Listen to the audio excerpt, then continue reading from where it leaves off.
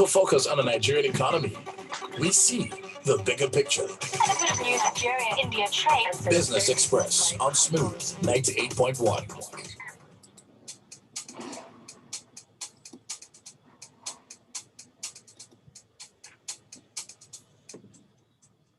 Smooth 98.1, love music, love life. I'm your Mairo-Ese with Valentine for today's edition of Smooth Breakfast Show.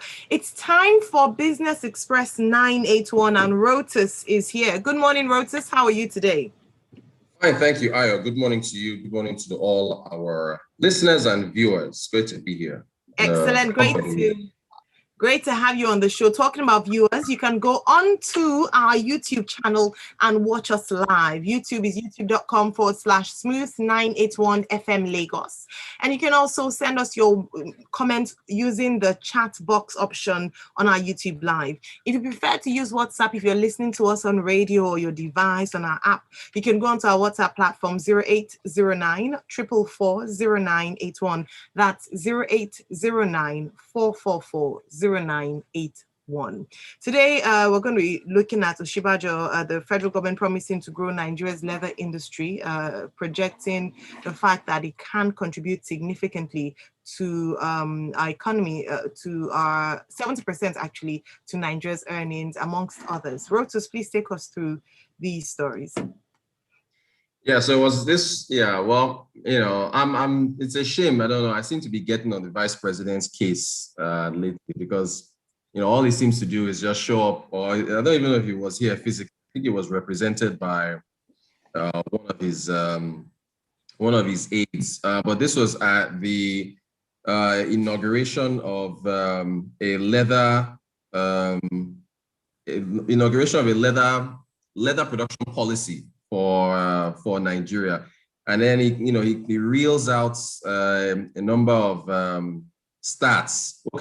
The inauguration and sensitization workshop on the National Leather and Leather Products Policy Implementation Plan.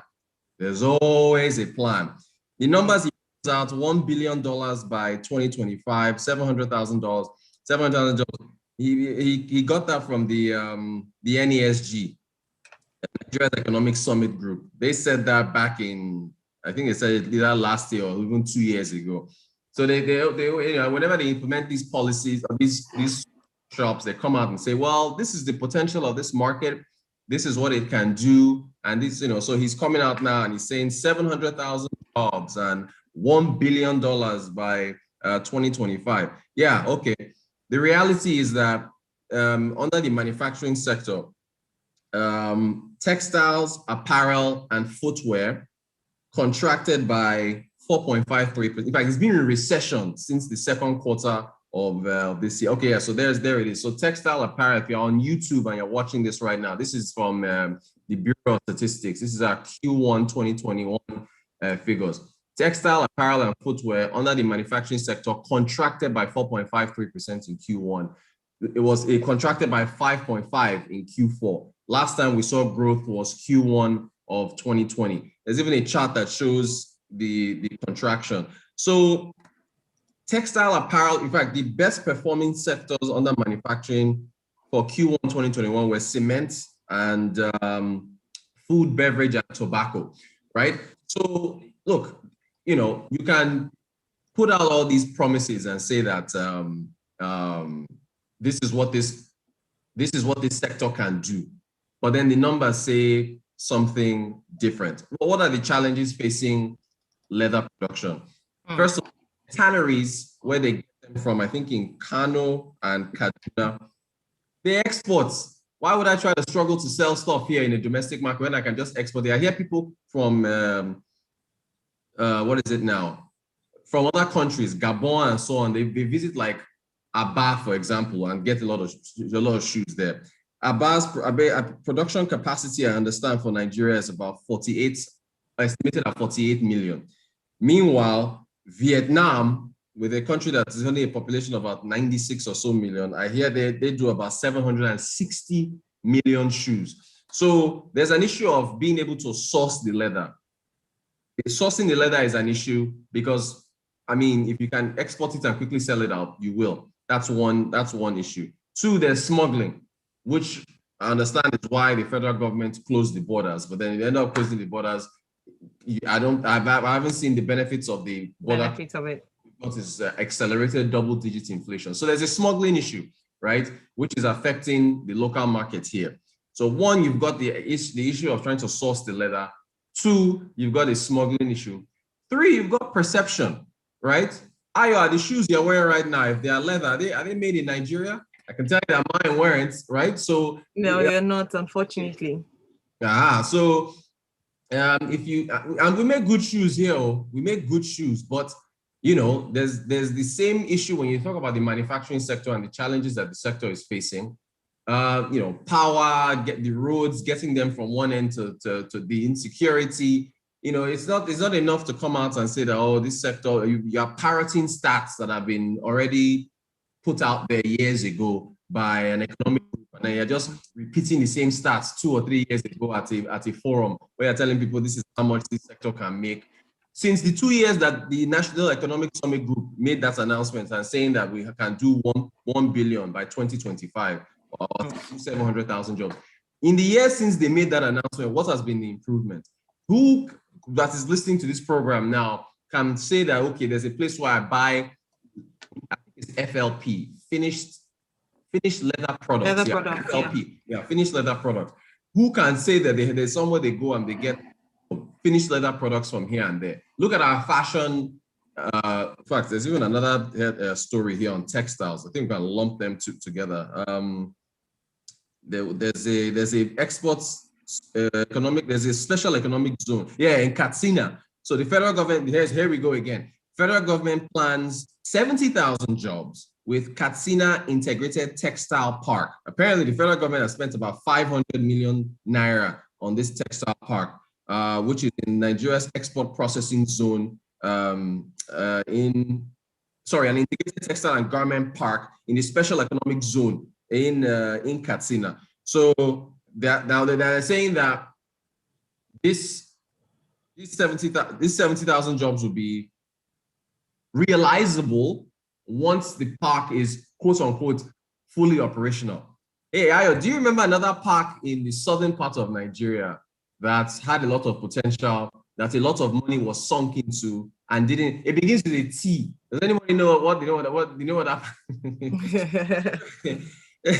So look, back another to field project. Mm-hmm. Exactly. Access to the raw material. 1. 2, smuggling. 3, perception from buyers. And then your other in fact, look at the what is it now? The manual processes involved in producing shoes in Nigeria. We don't have, go to our bar, they don't have high-tech machinery. I mean, not all of them have. This high-tech machinery is not scaled across the sector to where you can bang out a pair of shoes in a few hours. I think Ethiopia is way ahead of us in terms of production capacity when it comes to the number of shoes. I already mentioned us versus Vietnam. So Vietnam, the power issue, the scaling, it's a litany of issues. So, at this point, I hope Nigerians, when I saw this thing, I was like, we shouldn't, nobody should get caught up in arms when a government official comes out and tells you that, hey, we can do $1 billion in we have potential. Yeah, by 2020. This is 2021. 2021 is halfway gone already.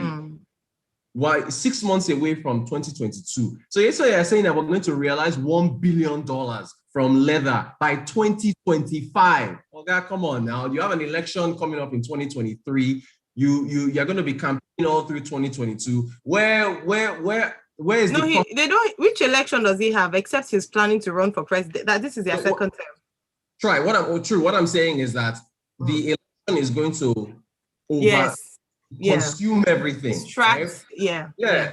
And then whenever we say these things, you haven't sorted out the deregulation of your downstream sector in oil. IMF has come out to say that sustainable development goals in Nigeria will take 7 years to achieve. What metric have you on an economic scale achieved to where you can come out and we love projecting in the future? 2025 will come. We still see this improvement in finished leather products. So look, again, see, Ayo, Yeah. Nigeria, I keep saying this thing, the potential of this country from solid minerals to leather to agriculture, I mean, the services industry, get things right. Nigeria is easily, well, not easily, it's a top 10 economy, maybe top 5. If you assume a perfect utopia where the 24-hour lights policies are in place with the natural resources and what we have here. Yes. Absolutely. Benga Kumi says there's no basic plan to develop the country, no coordinated efforts, none. Harebrained execution. Then Azuka, thanks for that T name. It's quite unfortunate because we have big projects like this that turn out to be white elephant projects. In lots of money sunk in, yet no value. But did he guess it right? Yeah, he did. No, it's Tinapa. Just it's Tinapa. Yes, it's Tinapa. He got it right. It's Tinapa, just so everybody knows.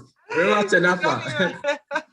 He got it right. It's unfortunate. And you know, the things you've highlighted this morning, Rotus, as to why it would be difficult to believe what the vice president has said with all good intentions, is the same issues that plague the manufacturing industry in Nigeria.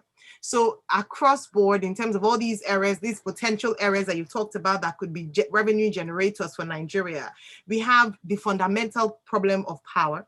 We have government policy in itself. So it's almost as if you have a virus that is attacking your body. So what is supposed to protect you, what is supposed to, fight for you, defend you, and cause you to prosper is actually a deterrent to your prosperity. That's what we have in many times with regards to policies in Nigeria. And then, of course, the other things you've mentioned. I don't know how we're going to get out of this. We obviously need the will and the leadership to doing it. So you say, okay, let me not put you on the spot this morning. But yes. No, what do you want to ask? What? I was just going to say that, are you saying that the current leadership that we have do not have the capacity or potential or competency? That's why I was saying, let me leave you alone. I thought you were asking a rhetorical question. Look, let's take Vice President Osinbajo. This is a distinguished son, senior advocate of Nigeria, distinguished lawyer. Listen to him speak. Listen to Osinbajo speak. Highly intelligent, a prestige, a pastor, a leader. Osinbajo, I talked to people in the Southwest who voted for the Buhari ticket because of Osinbajo. The man is a leader. When Buhari was in hospital for how many months, Osinbajo passed bills. I mean, just using Osinbajo, Nigeria has solid people in this country, but don't know what it is. When they've reduced him to just taking pictures and posing, we've got the best people, but for some reason, that quicksand, that policy quicksand of government just doesn't allow them to do the job. Yeah. Ned says Nigeria has no consolidated vision shared by the North, West, and East. Everyone seems to have self-interest. There is no Nigerian project. We need to go back to the drawing board. I recall a video that went quite viral from the head of the special assistant to the president on ease of doing business, where she talked about the fact that then she was senior special assistant. So she was senior special, I think was assistant, yes, the SSA to the president. And she said that when she worked with the VP, almost everyone that came in with one proposal or the other was doing it for self-interest. Right. There was nothing about national development. So that we talk about the government, and I'm glad that Ned brought this up, because we can keep pointing fingers at the government. But like you mentioned, or like Ned mentioned, everybody is about what they can get. We don't, maybe it's the way we've been raised to think, maybe it's the way we've been socialized in terms of our thinking to just grab, me. You're not thinking of the nation. There's no sense of national pride or nationalism in terms of, okay, I want to do this for my country. It's very unfortunate. All right, let's wrap up with some comments here on WhatsApp. Yeah.